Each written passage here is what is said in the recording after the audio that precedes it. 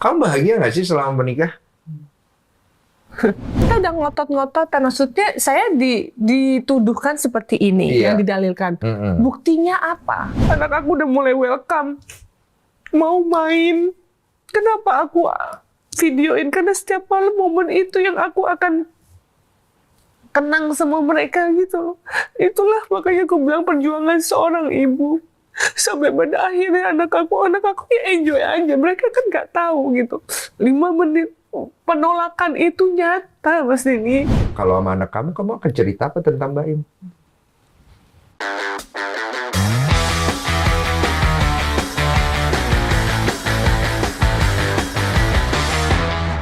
Dia make upan dulu katanya, soalnya tadi habis nangis. Malu ya? Bisa ya? Sehat, Paula? Sehat.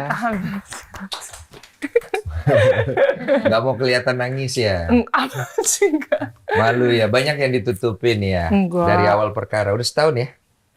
Hari ini tahu. Hari ini setahun. Coba kita dengar dulu dari Paula. Maksudnya Paula dari awal kepengennya bagaimana?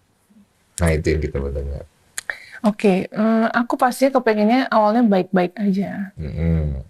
Kita memang sudah tidak ada kecocokan, alam bisa juga bisa baik-baik aja gitu. Cuman ya tiba-tiba seperti ini. Gitu. Naik. Dan yang kamu sayangkan? Yang aku sayangkan ini kan berefek besar ke anak-anak gitu. Makanya kenapa selama ini saya memilih diam, itu untuk mereda itu semua gitu. Tujuannya.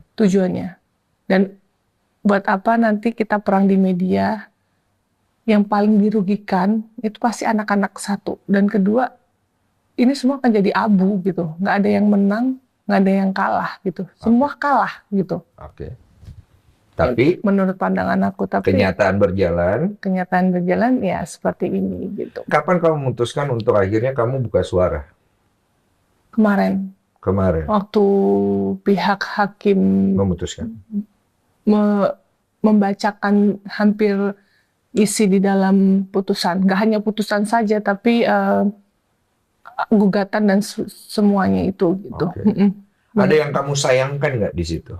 Iya, karena kan makanya dari kekecewaan kami, terutama aku, makanya kita melaporkan ada dugaan pelanggaran etik. Iya, pelanggaran kode etik. Terus itu kan dari sisi hukumnya dari sisi hukumnya. Dari pandangan hukumnya. Tapi kalau dari pandangan kamu sebagai pribadi, karena kamu dari awal berusaha supaya ini jangan ke masyarakat, jangan melebar, biarlah ini jadi urusan kalian berdua. Ada nggak yang kamu sayangkan di situ? Iya, karena itu menggerakkan hati saya untuk bicara ke semua orang juga, ke media, bahwa ini saya berdiri untuk anak-anak saya, bahwa ini tidak ada perselingkuhan gitu. Karena buat aku ini akan panjang banget gitu urusannya gitu ke anak-anak. Ngedebatin ini kan? Iya gitu, makanya saya bilang bahwa saya bisa bersaksi dan bisa mempertanggungjawabkan ini di akhirat, apa yang saya ucapkan dan saya lakukan, bahwa tidak ada terjadinya perselingkuhan selama saya menikah gitu. Saya bisa pertanggungjawabkan itu gitu. Cuma kan ini menjadi rumitnya karena kan masuk ke media, kemudian terblow up dengan bukti-bukti yang keluar, terus kemudian isu-isu yang keluar.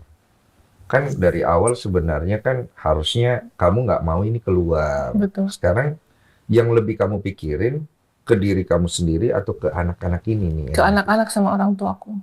Apa yang kamu lihat gejala yang udah mulai nggak bagus? Mereka kan sekarang udah main handphone ya. Beritanya ini tuh sangat masif. Jadi aku tuh juga nggak tahu apa nanti efek kedepannya gitu. Makanya kenapa aku kemarin berpikir untuk yaudah, aku harus ngomong nih, speak up bahwa memang tidak ada terjadi perselingkuhan gitu. Gitu. Jadi itu yang membuat aku jadi kayak yaudah nih, udah saatnya aku bicara.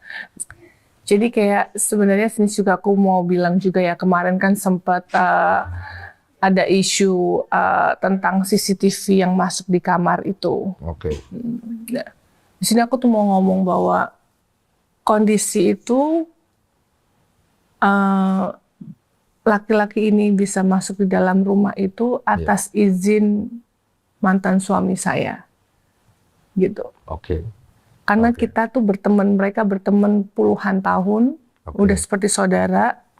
dan juga istrinya juga itu kenal baik sama kita juga, sama aku gitu. Dan kenapa orang ini bisa terlibat dalam hubungan kami? Karena memang sudah dilibatkan sejak awal. Jadi siapa misalnya kita lagi berantem, orang ini adalah penengah gitu. Jadi sebenarnya ini akhirnya menjadi salah paham aja gitu kalau dari perspektif kamu. Iya, karena jelas itu memang yang mengizinkan tinggal di situ adalah beliau gitu loh. Saya sebagai istri ikut aja, tapi memang saya akui di situ kan ada kabar isunya adalah bukan muhrim segala macam gini loh Mas ini. Aku ini memang sedang belajar. Saya makanya nggak tahu banget ilmu agama. Saya sedang belajar. Saya juga baru memakai hijab tahun lalu di bulan Maret setelah umroh.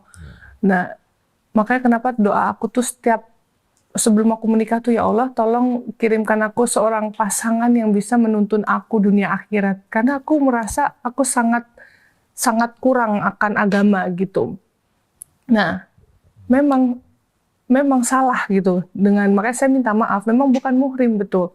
Saya banyak banget kekurangan di situ. Saya nggak tahu bahwa ternyata ngobrol berduaan gitu satu ruangan. Nah, tapi rumah tangga kita seperti itu. Paham nggak maksudnya? Oke. Jadi ruangan itu, kamar itu adalah kamar mainan anak-anak juga. Anak keluar masuk, Mbak juga mau bersihin ngambil sesuatu juga di situ. Jadi rumah itu yang tinggal 11 orang gitu.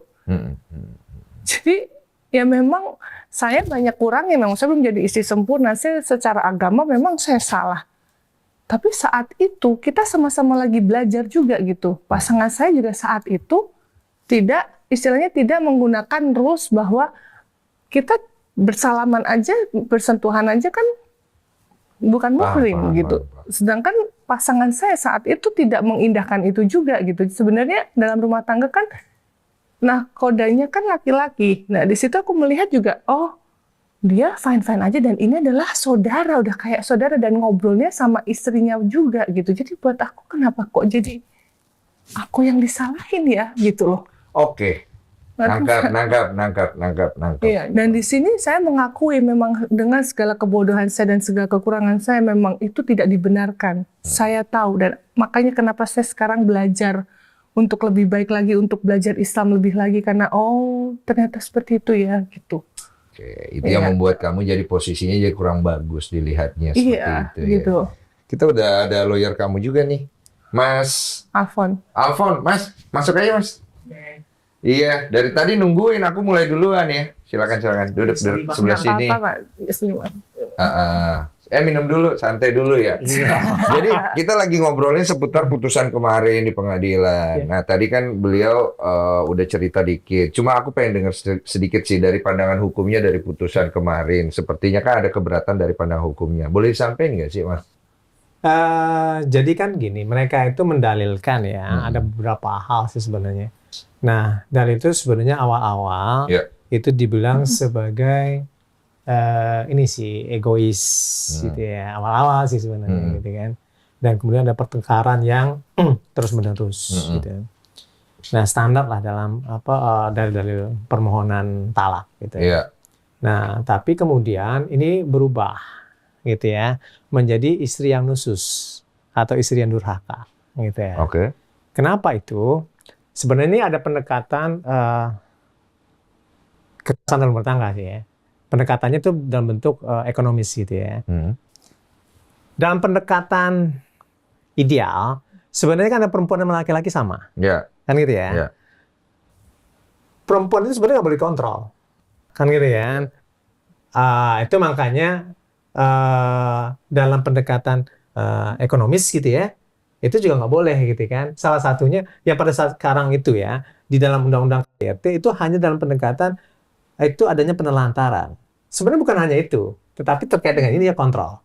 Nah itu dibuktikan memang sebenarnya dengan beliau ini yang dibilang egois itu, pokoknya kalau bisa apa gue bilang, ayo lu kerjain A. Gitu. Oke. Patriarki kali ya. Sangat patriarkis lah ya. Oke. Nah jadi intinya pola itu bingung sih sebenarnya dalam konteks itu ya. Ini realnya ya. Dia bingung dia sebenarnya. Dia gue mesti ngapain sih sebenarnya, gue diomelin mulu gitu kan? Iya. Gitu. Oke. Nah, jadi kalau misalnya Baim minta makanan A, ya lo harus ngerjain makanan A. Gitu. Ini persidangan sebenarnya gitu Oke. kan. Atau juga terkait dengan apa jawab-menjawab dalam apa gugatan gitu. Nah, itulah yang sebenarnya memunculkan Baim gitu, memunculkan ada yang dibilang pihak 3 itu gitu ya. Oke. Tapi dia nggak ada tuh dalam putusan nama pihak 3 nggak ada tuh gitu. Oke. Nah, pihak 3 ini temen. Nah, temennya ini sebenarnya diminta tolong. Tolong dong gitu kan, lebih lo istilahnya apa lebih tepat? Fasilitasi. Untuk Memediasikan. enggak, bagaimana poin itu menjadi lebih baik seperti yang dipahami. Oke. Kan gitu ya. Penengah ya juga. Ya bisa juga penengah gitu Ya, kan. kita Namanya life coach ya. Oke. Artinya membuat pola jauh lebih baik berdasarkan pemahamannya dia gitu. Oke. Kan. Itu permintaan siapa? Baik, tapi dia nggak ngaku gitu Oke, kan. oke. Dia nggak ngaku. Tapi yang jelas adalah ketika dia numpang di situ, nah kemudian diminta sekalian, terus kalau kalian ini aja deh, apa namanya, lo bisa bikin pola jadi jauh lebih baik lah gitu. Oh, bantu rumah tangganya supaya komunikasinya bagus Ya, gitu-gitu. kemudian Itu bisa permintaan dari itu baik, perkataan itu ya. Oke. Nah, jadi dari situ makanya yang namanya life coach itu kan ya karena dia ada di situ bisa jadi 24 jam kan gitu kan. Ya, tadi udah ceritakan. Jadi dia juga tinggal di situ segala macam ya. Tinggalnya untuk beberapa ini aja sih. Ya sebulan deh. Oke. Ya, jadi memang saya nggak tahu kenapa alasan tinggalnya apa gitu. Cuman pas tinggal itu memang apa namanya, kita memang berteman, nggak cuma life coach aja. Kita memang berteman gitu. Iya. Memang menggunakan orang tengah untuk misalnya kita berantem, mantan saya bilang, tuh kasih tahu tuh, Po lu gini-gini ya, dah. Nanti misalnya aku berantem nangis-nangis, aku tuh gini loh bingung karena komunikasi aku terus terang kurang baik. Gitu. Dari awal menikah atau? Iya, dari awal menikah. Lah, komunikasi kurang baik kenapa lu menikah? Itu pertanyaannya kan jadi begitu. Maaf ya, iya kan benar ya Mas. Komunikasi orang baik kenapa lu menikah gitu? Ya kan kita kan kenal 8 bulan. Iya. Dan dalam kondisi itu juga sama-sama sibuk gitu. Jadi ya kalau aku sih positif aja ya. Kenapa kita sampai menikah kan memang itu udah jodohnya. Dan aku kan juga berdoa sholat istiqoroh saat itu. Dan memang ternyata dipermudah gitu. Dan sebelum aku menikah, aku tuh udah punya punya yakin bahwa namanya suami istri atau dalam keluarga itu nggak akan pernah bisa cocok. Gimana caranya toleransi. Jadi aku tuh emang jarang banget keluargaku yang divorce gitu. Jadi aku sangat memahami sekali namanya rumah tangga pasti ketidakcocokan itu kan pasti ada. Gimana cara kita mentoleransi itu. Itu mutlak. Nah, alhamdulillahnya pas waktu menikah gesekan mulai. Karena kan aku juga alfa, beliau alfa gitu. 8 bulan nggak ada gesekan? Nggak ada. Sebelum menikah? Manis banget, iya. Begitu nikah mulai ada gesekan? Iya, karena kan baru tinggal bareng, terus baru tahu karakter masing-masing dari situ. Dan aku paham sekali gitu. Dan aku yakin, aku juga bukan manusia sempurna dan istri sempurna, enggak. Tapi aku mau belajar. Maka aku bilang, tolong bimbing aku. Dan kenapa aku bisa memilih memantapkan hati mantan saya itu, karena waktu itu aku ngeliat dia satu agama Muslim. Kedua, dia pekerja keras. Jadi dua itu yang aku pegang saat itu gitu. Yang berharap bisa dibimbing gitu. Dan berharap semua akan baik-baik saja gitu kan ya. Saya tahu sih nggak akan baik-baik saja. Namanya rumah tangga pasti nggak akan mungkin baik-baik saja gitu. Up and down gitu. Tapi maaf aku potong ya. Tapi 8 bulan komunikasi bagus. 8 bulan pacaran. Komunikasi ya layaknya baik-baik aja. Begitu pas tapi sudah. Tapi nggak deep ya. Nggak deep ya. Sayangnya nggak deep. Karena waktu itu dia sinetron apalah gitu, akunya juga masih kemana-mana kan. Aku kan saat itu masih peak ya di atas ya. Jadi memang, jadi masih sempat ke luar negeri, kemana gitu. Jadi buat aku ya belajarnya waktu pas menikah. Pas nikah, tapi pada saat nikah komunikasi malah nggak bagus gitu. Iya, penyesuaiannya memang butuh waktu. Berat, effort. Oh iya, tapi nggak apa-apa. Siapa yang biasa memulai obrolan? Gini, jadi gini, bedanya kalau aku nih perempuan maunya tuh kalau apa-apa langsung diomongin kan, selesai gitu. Oke. Tipe yang kayak Tipe gitu. Cuman mungkin laki-laki ada beberapa yang kayak udahlah dinantiin. Jadi akhirnya jadi bola salju.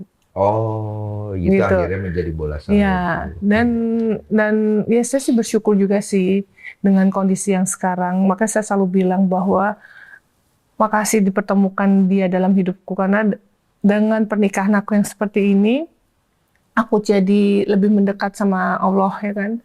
Jadi bisa langsung pakai hijab. Mungkin kalau aku nggak dalam kondisi seperti ini, mungkin aku nggak akan sadar gitu loh bahwa kita tuh harus pakai hijab gitu. Aku takut mati. Nah itu menurut aku tuh banyak banget hal-hal positif yang aku dapetin gitu.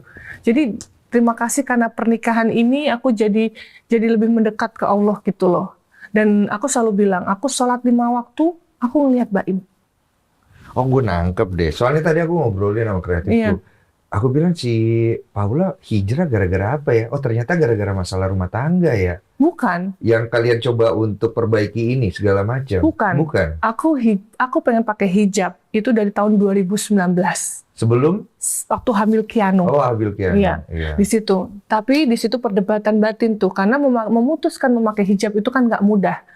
Pekerjaan, karir dan lain sebagainya. Nah, berjalannya waktu, aku mencari jati diri nih, kayak ikut ke kajian-kajian, pengajian, dan bertanya kenapa sih harus pakai hijab. Nah, di tahun 2024, itu tiba-tiba ada perasaan, tiba-tiba banyak teman-teman seumuran tuh banyak yang mati, meninggal, yang dadakan. Di situ aku takut. Allah tuh kalau mau ngambil kita, bisa kapan aja. Sedangkan aku belum berhijab nih. Nah, bulan Maret, aku pergi umroh. Aku di sana berdoa, ya Allah, tolong mantapkan aku pengen berhijab sebelum 40 tahun. Ya, aku dengar itu di itu. Iya, jadi proses pencarian saya mau berhijab itu dari tahun 2019 sampai 2024 kemarin. Tapi ditambah lagi dengan masalah-masalah dari kehidupan itu juga yang menjadi trigger ya? Iya, karena kita tidak bisa bergantung sama manusia. Yang aku berpikir bahwa aku berharap pada suamiku saat itu, ternyata suami aku nggak bisa diharapin kan sesuai dari itu. Belum mampu. Ya di Al-Quran kan juga kita tidak boleh berharap pada manusia, kita berharap pada Allah gitu kan. Dan dari situlah aku belajar untuk berserah gitu. Oh iya, saya di titik ini saya berusaha untuk semua saya serahin ke Allah, apapun itu aku yakin ini adalah yang terbaik gitu. Paham. Jadi sebenarnya kamu tidak mendapatkan solusi, kamu mencari Tuhan. Betul. Berharap dari Tuhan ini dapat solusi, malah akhirnya jadi kondisinya seperti sekarang ini. Dan aku pun yakin kondisi ini mungkin yang kita anggap nggak baik buat kita atau sedih buat kita, tapi ini adalah yang terbaik. Oke, kamu berpikir masih positif untuk hal itu. Iya, positif. Cuman dari hasil putusan kemarin nggak positif sama sekali ya? Enggak. Lawyernya dulu, positif nggak kemarin? Ya, tolong. Ini dilanjutin yang tadi gitu ya. Karena dia ngobrol tadi, ya namanya ngobrolin apa yang suaminya gitu kan, nggak mungkin juga di sini diobrolin gitu kan, pasti denger lah gitu kan, makanya dia ngobrol di kamar, tapi itu nggak dikunci. Gitu. Kebuka. Dan artian juga anak-anak bolak-balik, pembantu bolak-balik. Nah, pembantu bolak-balik itulah yang ditanya gitu kan, benar ketemu, benar, ya benar gitu kan. Tapi pertanyaannya waktu persidangan gitu kan, itu pada saat sidang itu kan lagi ngapain dia? Gitu kan, lagi ngobrol gitu kan. Dan kemudian duduknya gimana? Jauhan juga, misalnya di sini Mas Nensu di situ gitu kan, dia di sini. Udah. Dan kemudian tanya lagi gitu kan, ini ada zinanya nggak? Bukan dalam pertanyaan ada zinanya gitu kan. Dia waktu kalau ngelihat si Paula ini nggak ada gini-gini nggak gitu kan? Iya, maksudnya yang di luar itu ya. Dan kemudian ada keringetan gitu ya, gitu kan, macam-macam gitu. Nggak ada, biasa aja. Oh, nggak ada itu. Nggak ada. Nah itulah makanya kita bilang gitu kan. Jadi keputusan pihak ketiga itu di mana tuh? Diomongin di dalam persidangan, kagak ada kan? Paham. Kemudian yang kedua, dibilang selingkuh. Itu selingkuh dalam hal apanya, gitu kan? Dan kemudian dari situ juga kita tanya, lo kok ngomong itu sih ke publik, sehingga orang itu memaknai berbeda. gitu kan? Itu lu tuh siapa maksudnya? Hakim? Ya, yang ngomong lah, misalnya hakim di situ atau oke. humas gitu kan. Oke. Nah, Humas. ya Oke. humas pengadilan gitu ya. Dan kebetulan dia juga sebagai hakim anggota dalam pemeriksaan gitu kan. Hmm. Nah, pertanyaannya boleh nggak sih sebenarnya humas atau hakim anggota melakukan kayak gitu? Enggak. Dia hanya boleh ngejelasin tentang prosedur. Oke. Misalnya contohnya, lo kalau misalnya mau gugatan ke sini ya. Ya. Tapi kalau udah masuk pada pokok pertimbangan itu udah nggak boleh lagi. Pokok acara tidak Nggak boleh.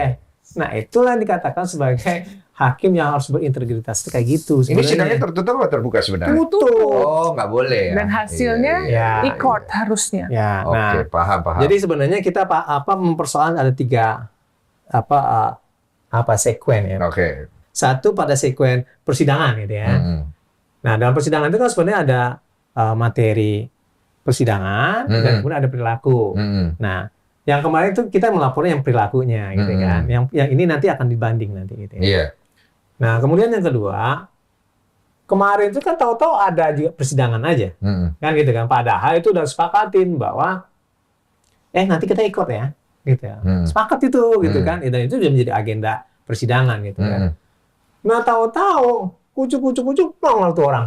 Kan gitu kan. Nongol dan kemudian dibilang dan nanya. Dan kemudian nggak tahu apakah memang dia masuk pada saat sidang tertentu dan kemudian masuk gitu kan. Dan kemudian memang udah dia daftar dan kemudian karena dalam persidangan di agama dia harus absen daftar online gitu kan. Nah, sidangnya jam berapa gitu kan. Apakah itu dilakukan nggak jelas gitu ya. Tapi faktanya itu dibuka dengan hakim yang sama, dengan panitera yang sama dan kemudian pemohonnya ada. Nah, pemohonnya nggak ada. Pertanyaannya ada dikasih tahu nggak ada.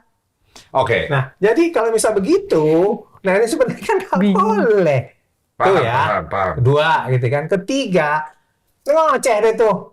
Diomongin apa yang ada dalam pertimbangan gitu kan. Salah satunya itu yang paling jadi sorotan masyarakat adalah kenapa nomor HP-nya si inisial NS diganti nama cewek ya. Itu memberatkan kamu tuh posisinya. Ya, betul kan? Tapi kalau terkait ini itu sebenarnya kan dia mempertimbangkan kan. Saya udah sebenarnya kalau orang bilang kok baru sekarang ngomong di persidangan, aku teriak-teriak loh. Aku mendebatkan maksudnya gini loh faktanya gitu. Kenapa aku merasa kenapa cuma didengarkan dari satu pihak aja?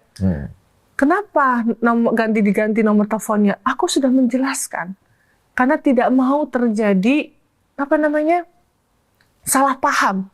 Karena saya ini gimana ya? Aku jadi takut ngomong detail karena gimana ya? Aku takut ngomong detail karena aku nggak mau ini ya. Tapi gitu. itu dengan tadi penjelasan tadi ketika itu sampai akhirnya harusnya nggak keluar, itu menjadi keluar. Posisi kamu sekarang sulit banget untuk menjelaskan. Iya. Karena yang aku tangkap dari kamu, biarlah semua materi acara permasalahan ini tetap di pengadilan dan selesai di situ supaya secara digital tidak meninggalkan jejak untuk anak-anak gitu kan maksudnya.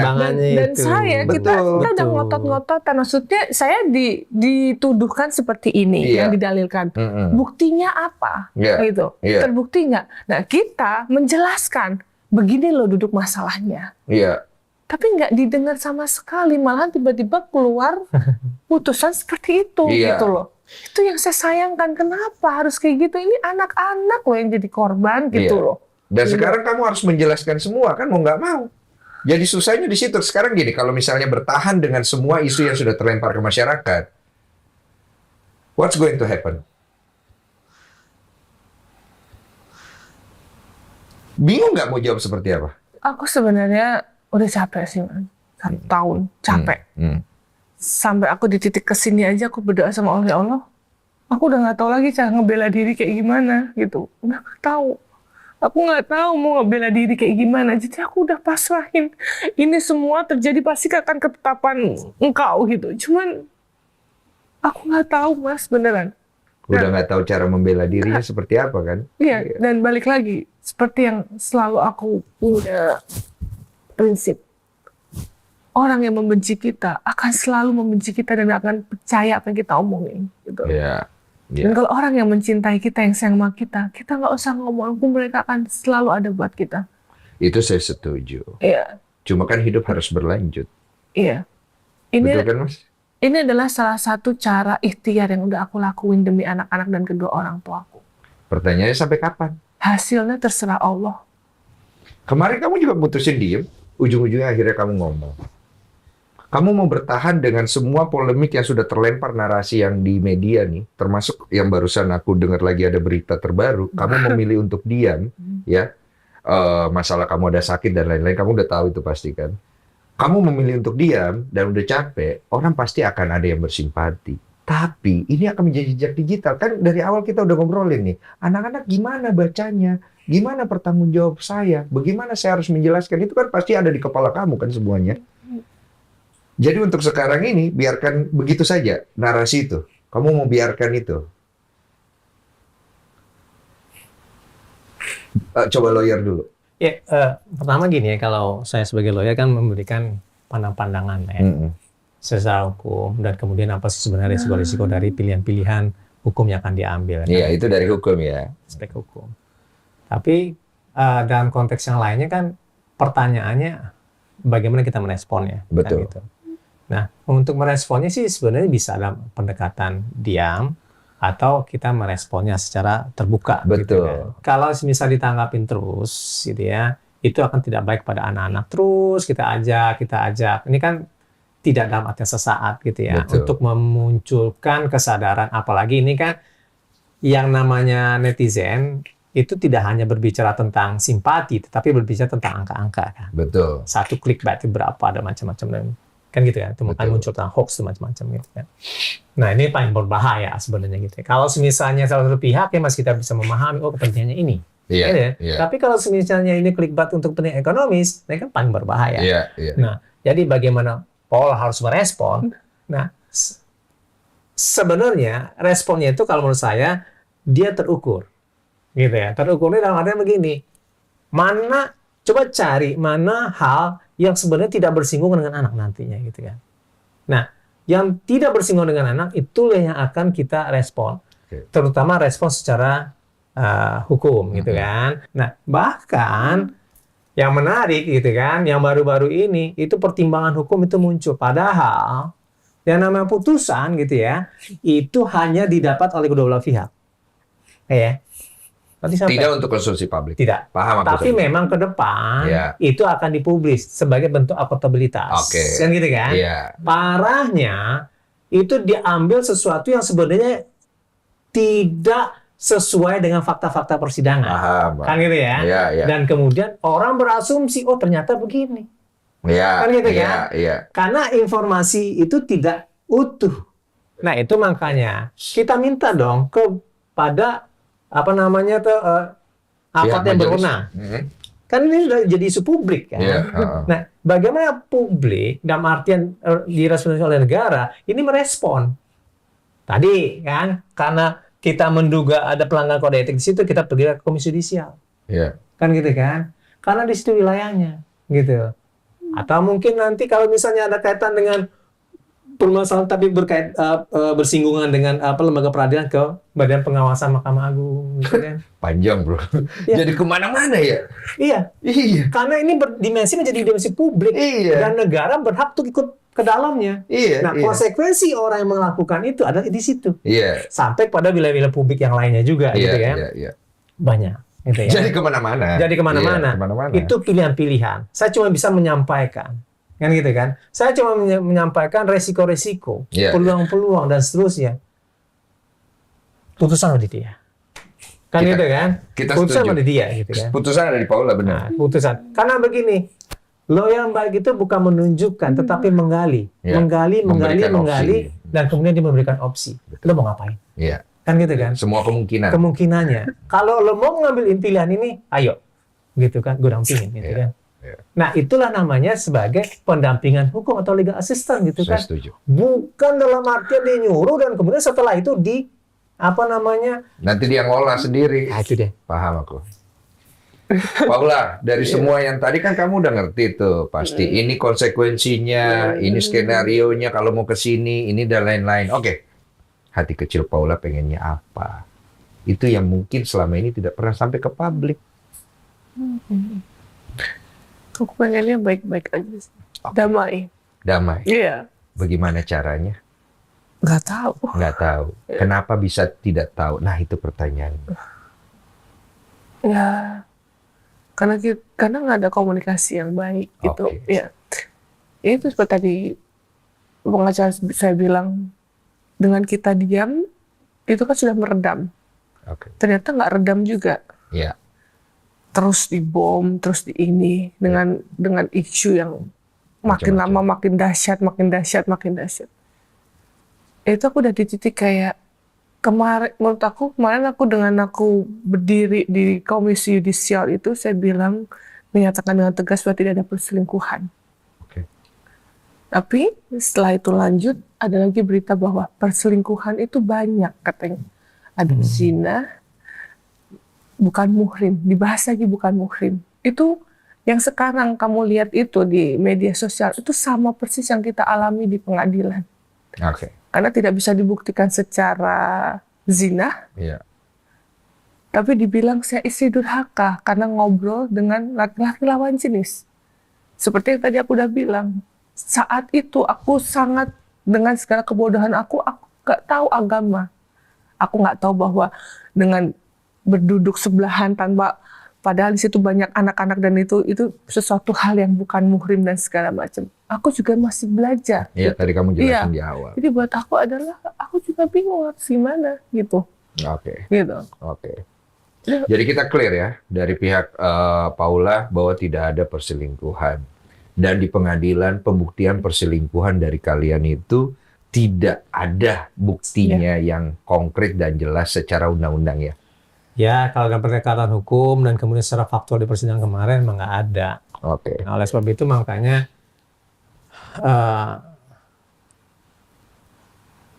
ya memang gugatannya yang penting ini bisa sepertinya gitu ya, bisa menyalahkan beliau aja sebenarnya. Iya, kalau aku lihat Itu secara doang. pendapat subjektif aku posisinya sekarang tadinya Paula di atas angin, sekarang Paula berbalik nih. Dia posisinya disikat kiri kanan. Ini yang aku lihat ya, Mam ya. Terus kemudian NS ini kan sebenarnya yang menjadi pertanyaan siapa? Kenapa tidak dihadirkan? Dihadirkan nggak waktu di persidangan? Kita sudah menghubungi. Kamu menghubungi NS, meminta supaya beliau bisa hadir. Iya, awalnya menyetujui. Awalnya dia menyetujui. Bersama istrinya ya. Kita Bersama berhubungan istri. baik sampai sekarang masih berhubungan baik kok gitu. Terus? Cuman ada satu dan lain hal saya nggak tahu kenapa tiba-tiba tidak terjadi, tidak bisa gitu. Oke, itu hak dia. Ya? Hak dia dan istilahnya saya udah berusaha ya, balik lagi hasilnya terserah Tuhan gitu, terserah Allah. Jadi yang penting ikhtiar itu udah aku lakuin sampai detik terakhir. Oke, berarti dari pihak kalian coba untuk menghadirkan si pihak NS bahkan sama istrinya supaya clear semua masalah. Ya, karena kan sebelum itu kita udah nanya sih sebenarnya. Iya. Terkait dengan yang di kamar tadi itu gitu. Iya. Benar nggak sih gitu kan? Iya benar. Dan kemudian ngapain sih di situ gitu kan? Iya, Kita iya. ngobrol Iya. bagaimana pola menjadi lebih baik gitu kan. Sama istri. Berdua tuh aja tuh enggak. Bertiga sama istri. Oh, itu gitu kan. ada rekaman CCTV yang ditampilkan nggak di ada. pengadilan. Itu beda lagi. Oh, ini cuma berdasarkan saksi saja. Iya. CCTV yang dari luar aja. Ini kan yang masuk ke pintu. kamar. Oh, masuk Di ke sini dalam ada tapi di CCTV. dalam kamar tidak ada Nggak CCTV-nya. Nah itu orang-orang kayak mbak-mbak, anak-anak aku itu semuanya Mondar keluar mandir masih, di dalam Iya. ruangan yang tidak ada Iya. CCTV itu. Iya. Yang kemudian juga memberikan keterangan dong di Iya. pengadilan bahwa mereka hanya berbicara, ngobrol Iya. dan lain-lain gitu Iya. kan. Itu kan nggak ada kan faktanya terjadi hubungan seksual atau apa gitu kan. Nah ini memang sebenarnya membutuhkan keterangan yang secara langsung menyatakan itu memang terjadi. Iya, maksudnya Mestinya secara gitu pandangan kan? mata nih saya melihat Ya, nih kan, ini gitu. kan enggak. Jadi kan ini cuma sekedar melihat gitu kan. Dia ada di situ. Nah, kalau semisal di situ dan kemudian di situ ada saksi yang lainnya gitu kan. Iya. Misalnya istrinya tadi gitu yang mengatakan bahwa ya kita kan ngobrol gitu kan terkait bagaimana pola gitu. Iya. Ya itu kan nggak membuktikan bahwa nggak ngapa-ngapain juga gitu kan. Itu Oke, pertama oke, gitu kan. oke. Kemudian yang kedua, itu juga ada temennya juga bilang, kadang-kadang sama saya juga kok gitu kan. Ada salah seorang saksi juga gitu Iya. kan bilang gitu. Nah artinya di situ sebenarnya nggak ada apa-apa. Iya, iya. Tetapi- Itu tidak bisa menyatakan bahwa ada perselingkuhan dengan dasar itu kan. Nggak ada. Cuma kalau dari dasar rekaman itu kan ada panjang yang dibocorin itu tuh. Kamu ada ngaku kalau kamu salah. Itu orang jadi pertanyaan besar di situ. Itu salah kenapa? itu rekaman bulan April. Hmm. Setelah aku digugat cerai tanggal 21 April. Oke. Itu sekitar tanggal 25 atau 26, saya nggak tahu deh itu. Setelah gugatan ya? Iya, nah bukan gugatan, setelah ditalak. Oh, ditalak, belum Secara masuk Islam, gugatan? belum. Oke. Gugatan tuh Oktober. Oke, setelah kamu ditalak. Talak. Di situ saya sebagai istri cuman begging. Di situ ya aku minta maaf ya. Biar cepet aja, maksudnya aku minta maaf ya. Aku bukan istri yang sempurna. Aku salah. Kalau aku punya salah, aku minta maaf. Aku memang orang yang nggak sempurna, tapi aku mau belajar. Cuman itu aja. Karena aku masih mau mempertahankan rumah tangga itu. Gitu. Oke. Jadi saya tidak satu pun rekaman itu yang menyatakan bahwa saya minta maaf ya kalau saya selingkuh. Nggak ada. Ya aku cuma bilang, aku minta maaf. Iya. Aku bukan istri yang sempurna. Iya. Aku nggak mau cerai sama kamu. Aku mau mempertahankan rumah tangga ini. Aku mempertahankan sampai bulan September, aku masih begging. Aku tidak mau diceraikan. Karena aku masih sayang, dan aku masih mikirin anak-anak. Tapi di titik aku mau berangkat umroh yang kedua, aku bilang, ya Allah, aku menyerah. Kalau memang ini yang terbaik, aku let go. Oh, di situ. Di situ aku kayak di titik bulan September itu aku tidak pernah lagi begging. Apapun hasilnya, kalau memang ini yang terbaik di Ka'bah, perpisahan ini yang terbaik, aku berserah. Aku surrender. Aku percaya bahwa ini keputusan yang terbaik dari engkau. Udah, gitu aja. Aku punya pertanyaan agak dalam. Kamu bahagia nggak sih selama menikah? Bahagia sih relatif. Pasti ada bahagianya kan? Pasti. Dia Kalau bawa nggak mungkin punya 2 anak dong. itu aku nggak bisa jadikan sebuah kepastian karena saya pernah mendengar banyak sekali kehidupan orang ya. Ada yang tidak bahagia tetap punya anak kok. Oh gitu. Saya sudah pengalaman masalah begituan Mas ya. Mas jago dihukum, saya di situ jago saya. Oke. Cuman tingkat bahagianya di atas 50% atau tidak? Tingkat bahagianya di atas 50% atau tidak? Ya. Kamu sendiri. Aku secara subjektif ya. Ini kan subjektif, perasaan. Bukan pembenaran ya. Nah itu. Bingung. Kenapa? Karena di saat aku merasa aku tidak bahagia dengan hidup aku, pasti ada up and down-nya ya. Pasti hidup pasti gitu. Di situ aku berpikir bahwa Paula, balik lagi di aku, harusnya bersyukur. Jadi aku balikin lagi. Jadi nggak boleh. Semua orang tidak ada kehidupan yang perfect. Aku paham itu. Jadi dengan cara apa aku menyikapi itu semua? Dengan cara aku mendekatkan diri dengan aku pengajian. Supaya apa? Supaya fokus aku nggak apa yang aku tidak punya. Mungkin berharap aku pengennya diperhatiin, ditelepon terus gitu kan. Misalnya contoh. Tapi kalau aku fokus ke situ terus, ya aku akan merasa kurang terus gitu. Makanya gimana caranya saat aku menikah, mencukupkan dirimu. Iya, mencukupkan diri aku. Aku berusaha semaksimal mungkin apa yang dia mau aku lakukan. Gitu. Itu aja. Perkara beliau menerima atau puas dan tidak puas, itu udah bukan ranah aku. Karena di situ aku tidak mau ada penyesalan.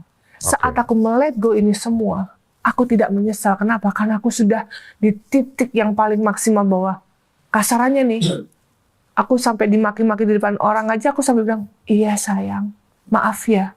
Aku udah di titik itu, aku udah cukup buat diri aku sendiri. Maaf ya sayang. Kadang-kadang yang susah adalah ketika kita tidak melakukan kesalahan, tapi kita meminta maaf. Itu sih. Dan aku sudah di titik itu, gitu. Maaf ya sayang. Cewek itu jarang mau minta maaf loh. Iya. Karena saya mau mempertahankan rumah tangga ini. Karena aku tidak ada background perpisahan. Jadi aku tidak mau keluarga aku berpisah gitu. Keluarga aku cerai. Utuh. Gitu. Saya maunya utuh gitu. Tapi kondisi anak sama kamu sekarang bagaimana? Aman, mereka happy. Kemarin kok aku sempat lihat tuh framing dan narasi-narasi. Yang satu mengeluarkan video ini, yang sebelah sini mengeluarkan video. Entah siapa yang mengeluarkan ya. Saya capek juga melihat spekulasi itu. Tapi kan framing itu terkesan anak lebih sayang ibu, satu anak lebih sayang bapak, gitu. Iya.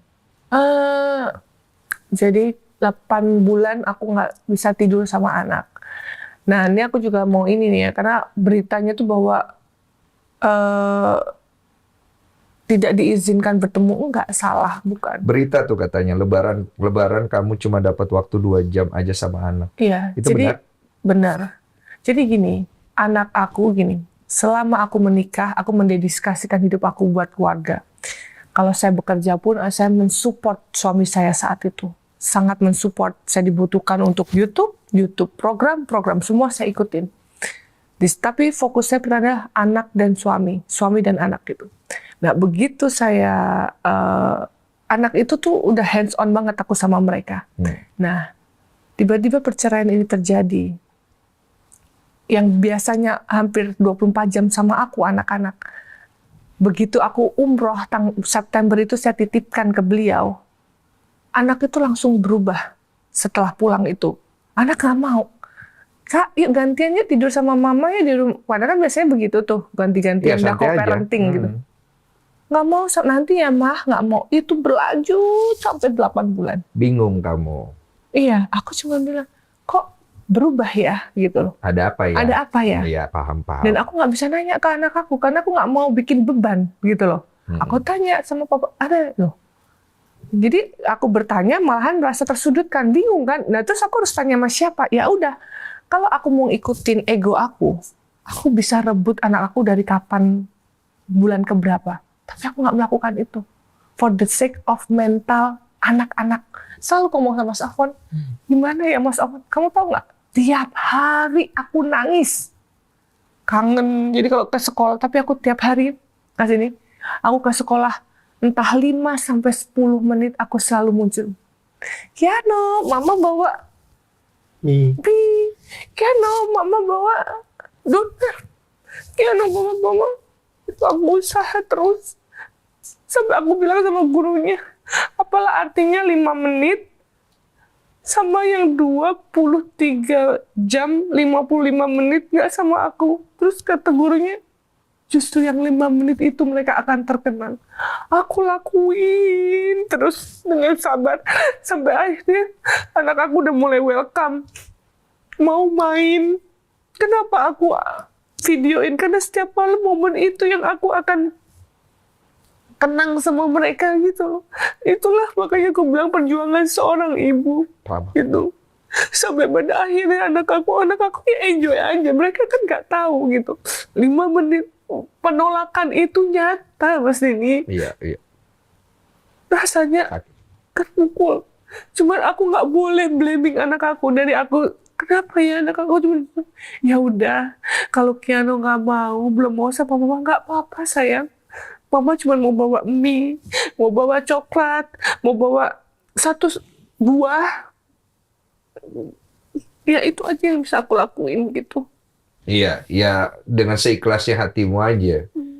Jadi kalau yang aku rangkum adalah semua usaha dari kamu adalah berusaha untuk semua jangan sampai impact-nya kena ke anak-anak. Maupun ada tendensi ke hukum, maupun ada tendensi ke publik, tapi sayangnya gayung tidak bersambut kan. Apapun hasilnya, mama akan selalu ada buat kamu. Jadi, udah, 5-10 menit aku ada di sekolah. Yang terbaik yang bisa kamu kasih, yang kamu punya hanya itu aja untuk sekarang ini. Tapi di dalam gugatan di pengadilan, kamu kepengen sebenarnya anak ini hak asuhnya jatuh di mana? Aku hak asuh itu lebih ke co-parenting aja sih. Co-parenting. Saya tidak bukan menyangkal, saya tidak apa ya bahasanya? Ya, pada saya setuju dengan co-parenting. Cuman kalau untuk hak asuh, ya saya kembalikan lagi, saya minta keadilan. Hak asuh ini harusnya jatuh ke tangan siapa? Itu aja. Oke. Dengan bukti-bukti yang sudah kita berikan juga dan segala macam. Yang sebenarnya tidak bisa dibuktikan gitu. Iya. Gitu. Jadi sebenarnya kalau dibilang sedih, tapi saya tidak menolak sistem pola pengasuhannya, tidak. Karena saya yakin anak ini butuh kedua orang tuanya. Saya selalu bilang sama Kiano, mama sama papa tuh selalu ada dan sayang buat kalian. Itu, aku selalu ngomong gitu. Putusan pengadilan kemarin untuk hak asuh udah keluar juga belum? Udah. Hak asuhnya jatuh ke siapa? Joint custody. Tapi Paula mau? Kendali ada di Paula? Enggak, aku cuman bilang secara pola asuh, co-parenting saya setuju. Ya, itu setuju. Joint custody. Yang itu ya saya pikirkan dulu, nggak tahu gimana. Masih dipikirin. Oke. Sekarang narasi yang datang ini luar biasa banyak dan saya yakin kamu tidak akan bisa menjawab dan mau menjawab semua itu. Apalagi yang baru saya lihat lagi, kamu udah baca kan mengenai sakitmu segala macam. Itu pasti kamu nggak mau klarifikasi kan, karena tidak, panjang banget gitu. Sekarang kita bicara yang ini aja lah. Isu mengenai KDRT. Sebenarnya KDRT dalam rumah tangga kan orang tuh selalu berpikir fisik aja, ya kan? KDRT tuh banyak, bisa mentally abuse. Kamu merasa ada mental abuse? Of course. Dalam bentuk verbal? Verbal. Oke, kata-kata ya? Kata-kata. Oke. Terus financial abuse. Sebenarnya ada yang lebih dari itu, cuman aku nggak mau buka aja di sini. Oh, berarti ada yang lebih parah lagi. Pasti. Cuma kamu tidak mau sampaikan. Saya tidak mau memperkeruh keadaan. Oke. Tapi biarlah itu jadi rahasia antara aku dan dia aja yang tahu apa yang terjadi. Iya, harusnya kan begitu dari awal. Memang saya melakukan hal itu. Iya. Sampai detik ini pun saya nggak berkoar-koar mengatakan apapun tentang beliau. Betul. Gitu. Cuma kan mau nggak mau kamu harus memperbaiki apa yang sudah terjadi di luar. Mau nggak mau. Kalau enggak kamu bisa mati sendiri. Betul. Memperbaiki bukan berarti kita kejahatan dibalas dengan jangan bilang kejahatan. Air tuba dibalas dengan air tuba. Kita balas aja air susu. Oh, istilahnya begitu. Sampai kapan? Nah, itu pertanyaannya.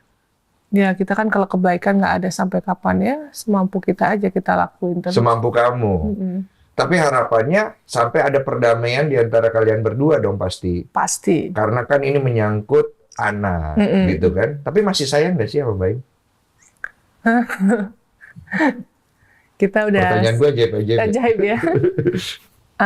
Sekarang gue penasaran loh kadang-kadang, soalnya gue juga berpikir kalau bisa amit-amit ya, kalau one day gue realistis, kalau gue berpisah sama istri gue atau gue lihat orang lain berpisah, itu sebenarnya mereka masih sayang atau enggak sih sebenarnya? Aku nggak tahu sih ya, cuman yang pasti yang pasti sekarang yang sedang aku lagi di tahap menyembuhkan hati aku sendiri sih. Pertama, aku melepaskan dengan apapun yang terjadi ini, semua beban dan juga semua masalah saya lepasin. Kedua, memaafkan. Di titik memaafkan ini aku berat loh. Aku lagi belajar untuk memaafkan dan ini sudah pelan-pelan aku lakuin. Kenapa? Sebenarnya kalau dulu aku berpikir, kenapa ya aku harus maafin gitu. Nah, memaafin ini bukan urusannya orang lain ini. Mereka ini, dia ini tidak akan lepas dari dosa atau kesalahan yang mereka lakukan. Tapi memaafkan ini tuh lebih ke diri aku dan juga keadaan. Supaya apa? Supaya aku lebih bahagia dan lebih mendapatkan energi-energi yang positif. Karena kebencian dan kemarahan itu dragging so much energy. Dan itu nggak baik. Dan aku belajar di situ kayak, oh ya, aku membaca sesuatu itu langsung aku bilang, oh ya, aku berusaha untuk mempraktekkan. Jadi apapun sekarang yang ada, aku berusaha untuk memaafkan gitu. Dan yang ketiga sebenarnya yang aku lakukan adalah sekarang aku lagi proses penyembuhan. Menyembuhkan luka-luka gitu. Dengan cara, mungkin dengan cara nggak blaming ya. Kadang-kadang kita memblaming suatu keadaan, memblaming seseorang. Nah itu kan sebenarnya nggak baik. Nah itu aku pelan-pelan untuk bahwa ini semua terjadi karena ketetapan Allah gitu. Menerima. Jadi you tidak mau blaming Baim tentang apa yang sudah terjadi ini semua? Iya. Nanti kamu, kalau sama anak kamu akan cerita apa tentang Baim? Nggak ada. Aku selalu bilang bahwa detik ini Keanu, Kenzo, mama papa selalu ada dan sayang buat kalian. Itu aja. Kalau Keanu, Kenzo mendengar berita apapun di luar sana, jangan dipercaya. Yang harus Keanu, Kenzo percaya adalah mama. Mama akan selalu ada dan sayang mau kalian gitu. Tapi yang pasti aku yakin semua ini dengan kita berbuat baik, aku yakin itu akan berubah sih gitu. Semoga ya. Berarti yang di story-story kamu tentang NPD itu bukan buat Baim ya? ilmu. Itu ya? ilmu. Ilmu ya kan, aku kan selalu bilang ilmu of the day. Kenapa? Karena NPD itu kan nggak bisa dijudge dengan kita begini gitu kan. Memang itu kan ada ilmunya yang memang harus tes secara NPD gitu. Saya paham itu. Ini hanya sharing, mungkin mirip ya atau apa kan kondisinya saya nggak tahu. Cuman saya tidak pernah ngejudge atau mengeluarkan mulut bahwa beliau seorang NPD itu tidak pernah gitu. Kan bisa untuk diri sendiri atau bisa untuk orang lain yang atau mungkin nontonnya. Share aja, karena kita itu kan adalah manusia yang harus fakir ilmu. Ilmu apapun, nggak cuma NPD loh yang aku share. Ilmu agama juga loh, mungkin nggak lihat ya. Bisa sebenarnya. Cuma maksud aku dari inti semua cerita ini kan yang aku lihat, Mas juga pasti bisa melihat dari sisi yang lebih luas lagi selain sebagai kuasa hukum. Kita melihat dua anak manusia yang sedang bermasalah dengan berdinamika dengan keadaan yang kita sendiri pasti sebenarnya wisely kita tahu yang terbaik itu apa, tapi yang menjalani itu kan akan bilang tidak semudah itu gitu loh. Dan ketika kamu jalani pun tidak akan semudah itu. Betul. Ini aku mau nanya, orang tua kamu gimana pendapat dia terhadap hal ini? Setahu aku Baim cukup baik terhadap orang tua kamu katanya. Tua aku sedih. Sedih? Tidak membela kiri kanan? Posisinya? Posisinya pas lah. Pokoknya dia mendukung, dia selalu support aku. Pokoknya udah berdoa aja, berdoa, sholat, udah kayak gitu aja. Tapi aku yakin mereka sangat sedih. Karena ini benar-benar sudah efek ke semua. Nggak cuma ke orang tua aku, tapi ke keluarga besar aku. Iya, dan begitu pula Baim pasti kan, nggak mungkin kita pungkiri. Tapi orang tua kamu ke Baim sendiri masih ada pemikiran positif, atau mereka jadi tidak suka sama Baim?